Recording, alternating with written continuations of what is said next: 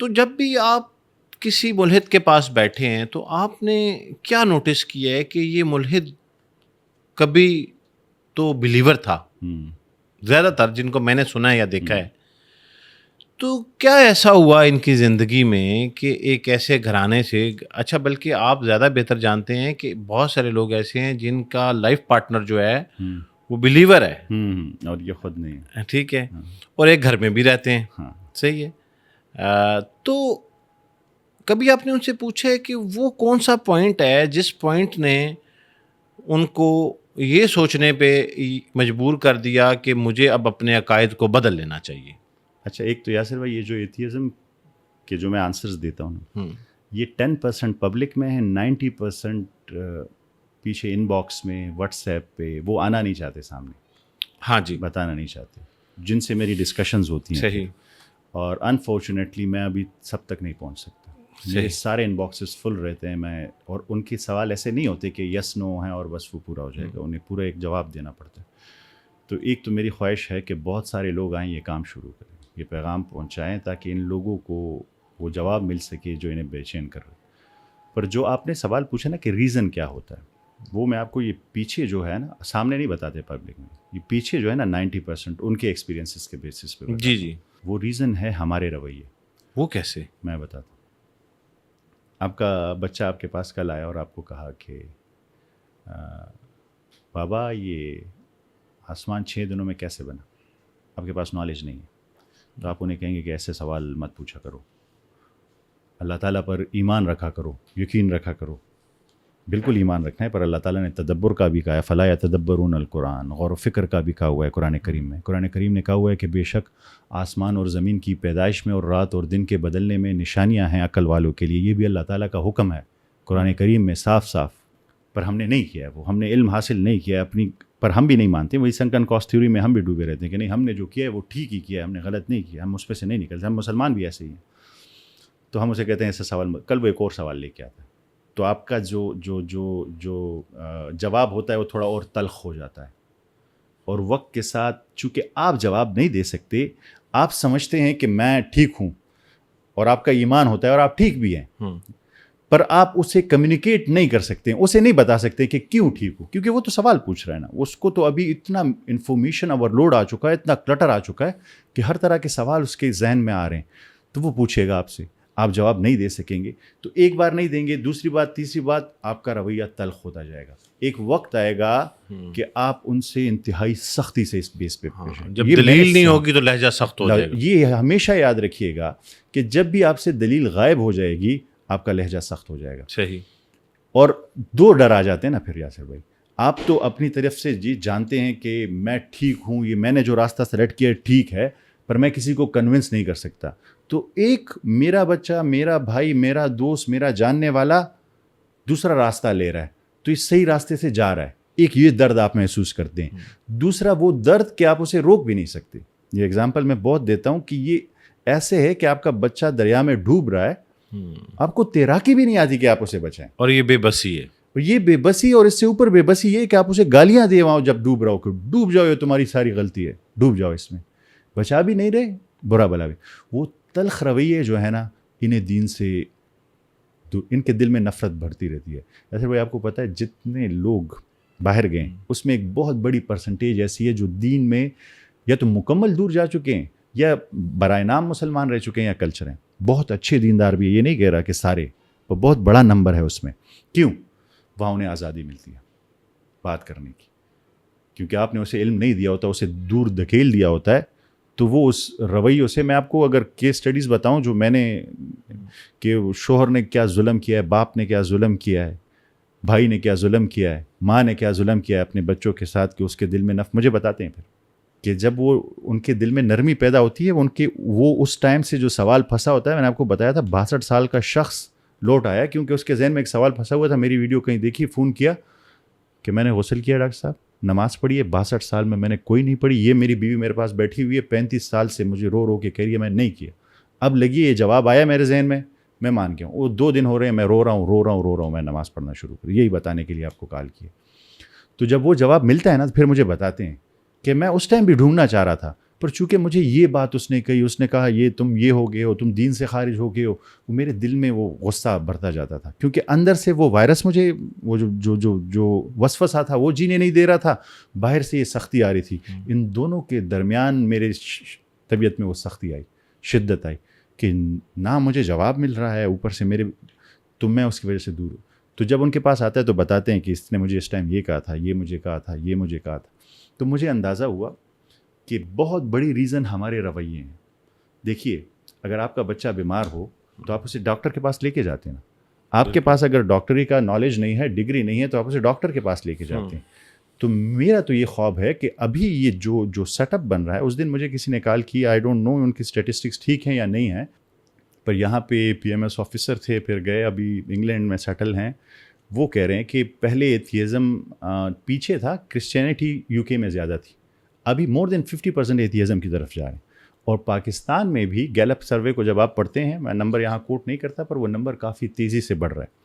تو میں کہتا ہوں اب تو ایسے سینٹرز بننے چاہیے جہاں پہ اگر آپ خود نہیں کر سکتے، کیونکہ ایک جنریشن گیپ ہے یاسر بھائی.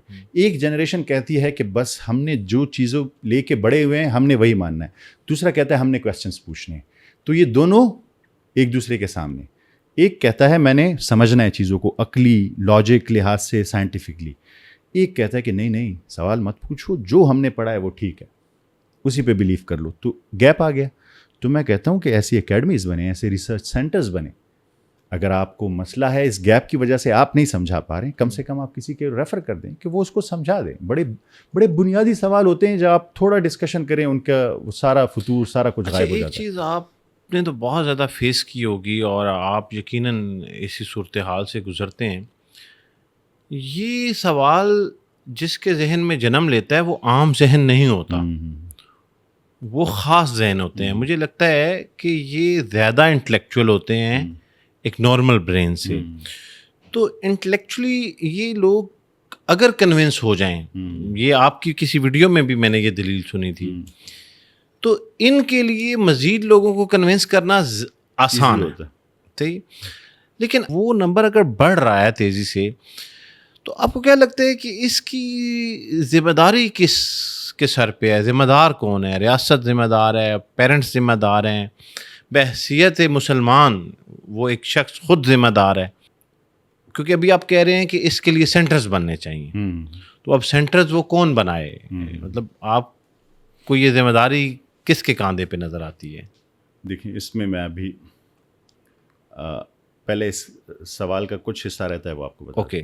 ایک تو وہ ہیں جو ہمارے رویوں کی وجہ سے، کچھ ایسے بھی ہیں جو نفس اور دنیا کے غلام ہیں.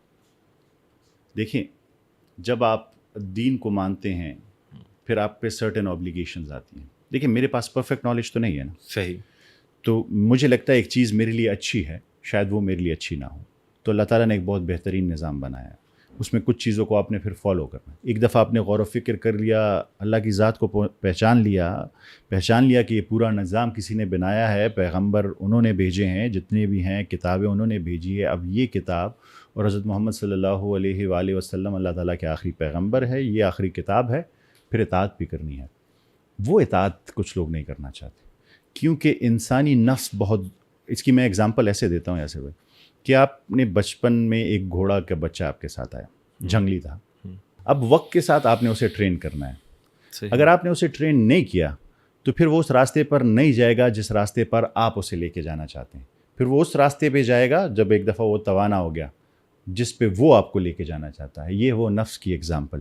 تو اگر آپ نے ساری زندگی اپنی نفس کی مانی، اس نے جو کہا کیا، کوئی کام آپ کو ایسے کرنا تھا جس سے دوسرے انسان کو نقصان ہو رہا تھا، پر آپ نے کہا مجھے فائدہ ہو رہا ہے، آپ نے کیا، آپ اس کو یوز ٹو کرتے گئے، تو ایک ٹائم آئے گا کہ آپ کا نفس اتنا مضبوط ہو جائے گا کہ آپ اسے پھر واپس نہیں کھینچ سکتے.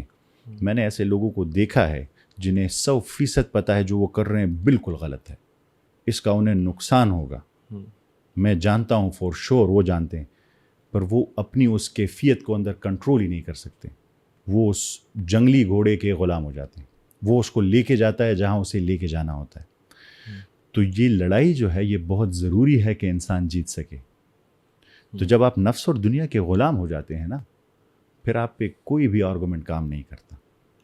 اور یہ ایک ڈفرینٹ کیٹیگری ہے. جو یہ پہلی کیٹیگری ہے نا، ان کو میں کوشش کرتا ہوں کہ ہر طرح کی دلیل دے سکوں. یہ جو دوسری کیٹیگری ہے اس کو دلیل کی ضرورت نہیں ہے، یہ دلیل نہیں مانتا، کیونکہ ایک شخص کہے کہ بس میں وہی کروں گا جو میرے لیے اچھا ہے، پھر آپ اس کو کنونس نہیں کر سکتے ہیں. مطلب اس دنیا میں نے سب کچھ لینا ہے، پھر آپ اس کو کنونس نہیں کر سکتے. تو یہ بھی ایک ریزن ہے دوسرا جو جس کی وجہ سے. دوسری آپ نے بات کی کہ ذمہ دار کون ہے. آپ نے وہ اولمپکس میں ایک ریس ہوتی ہے وہ جو پیئرز میں ہوتی ہے، پہلے پیئر کا ایک بندہ بھاگتا ہے، اس کے پاس ایک سٹک ہوتی ہے، جو پہلے پہنچتا ہے وہ اس کو دیتا ہے وہ سٹک، پھر اس کا نمبر ہوتا ہے وہ سٹک لے جانے کا. دیکھیے ہمارے علماء کرام پہ بہت زیادہ کرٹیسزم ہوتا ہے کہ یہ لوگ ہمیں دور رکھ رہے ہیں. میں کہتا ہوں ایسا نہیں، انہوں نے اپنی ریس کا پہلا چکر کمپلیٹ کر کے سٹک آپ کو دے دی ہے. ابھی جو دور ہے ابھی آپ نے اس کے مطابق بھاگنا ہے. اب ہم پہ یہ ذمہ داری آئی ہے کہ ابھی جو سائنس ہے، اب یہ سائنس کی جو ڈیولپمنٹ ہوئی ہے یہ تو 1400 سال سے تو نہیں تھی نا. ابھی بہت بڑی جو بوم آیا ہے وہ تو پچھلے 100 سال یا اس عرصے میں آیا نا. جو تھیوری آف ریلیٹیوٹی کب آئی، اور پھر اس کے بعد اسٹیفن ہاکنگ کا کام آیا، یا بلیک ہولز پہ کام آیا، یا رچرڈ فیمن کا کام آیا، یہ سارے کام آتے گئے بہت سارے. تو ابھی ہم لوگوں کو بھی جو ہے وہ کائنات کی ان رازوں کو سمجھنے کی کوشش کرنی چاہیے. ایک سٹک جو آپ کو اس تک پہنچنی تھی، قرآن کریم، یہ ساری چیزیں، سنت، احادیث، حضرت محمد صلی اللہ علیہ وسلم کی زندگی کا طریقہ آپ تک پہنچایا علماء کرام نے.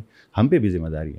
یہ اگر کوئی کبھی بھی الزام کسی اور پہ ڈالنے کی کوشش کرتا ہے نا، میں کہتا ہوں یہ بہت ظلم کرتا ہے وہ انسان، کیونکہ قرآن کریم بڑا کلیئر ہے اس میں. تم نے کیوں نہیں کیا؟ کیا تمہیں عقل دیا تھا، آنکھیں دی تھی، کان دیے تھے، سوچنے سمجھنے کی صحت دی تھی، ٹائم دیا تھا، خود کیوں نہیں کیا؟ بلیم نہیں لگا سکتے. کسی نے غلط کیا ہے وہ جائے گا. تو میں کہتا ہوں ابھی ہماری ذمہ داری ہے، آپ کی ذمہ داری ہے، حکومت کی بھی ذمہ داری ہے، پر ہماری پہلے ہے کہ ہم اپنے بچوں کی یہ فکر کریں.